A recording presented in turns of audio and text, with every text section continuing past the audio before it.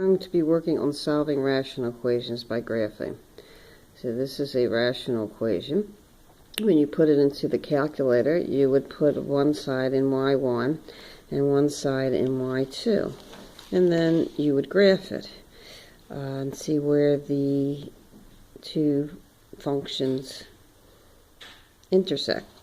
When you do that, you would get a graph that looks like this. But the question is it the entire window, and do you have all the points of intersection? Well, to get an idea for sure if you have all the points of intersection, what you can do is try to start to solve the equation. So if you make it into a cross product,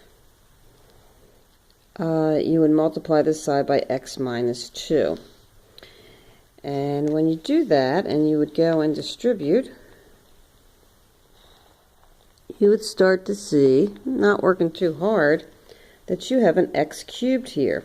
So it's going to be x cubed times some type of a 3x, and then an x squared, and then you have x squared over here. When you bring things together, you're going to have a cubic. So you should be looking for three possible solutions.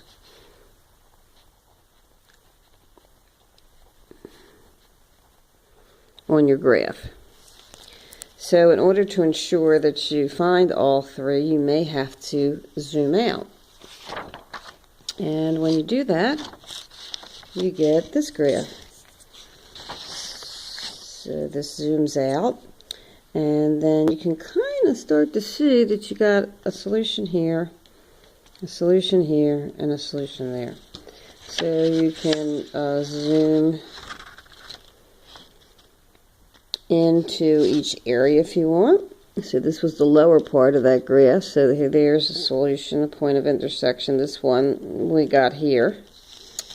And then we did this one.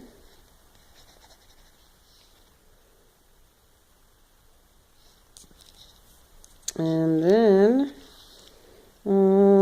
you've got one up here. So the best approach to this is to start to try to solve it a little bit by hand.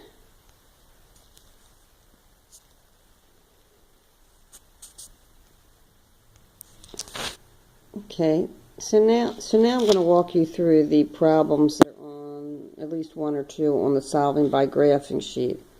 And the example that they tell you to explore is this equation. So first you want to think about how many solutions you might have. So if you kind of look at the denominators, you're going to need a common denominator of x times x minus 2.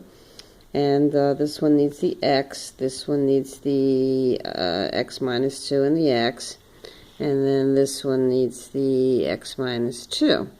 So when you start to look at this, the denominators would go and the numerators would be up here. And this one is going to be a quadratic, right? So then you'd be moving everything over, but you're not going to go that far. So you know that you're looking for two possible solutions. Okay, so when you do that, you put one of the sides in y1 and one of the sides in y2, and then you graph the function. This just gives you some idea of a window that you could use. But when you graph it, you do see the 2 points of intersection. So your answers would be those points. And you do the second calc intersection to get them. So your answers would then be 0.31, negative 1.19, and then if you do the second point, that's all this is saying, it'd be 3.19, and the y would equal 1.68. So those are your two solutions, and you should write it with the X and the Y. Okay, these answers are on Canvas, but when you look at this first one, let's go in here. Okay, you start to solve it. You realize that it's a cubic when you start to bring this over here to multiply. So you're looking for 3 actual solutions, and when you graph it, you find them.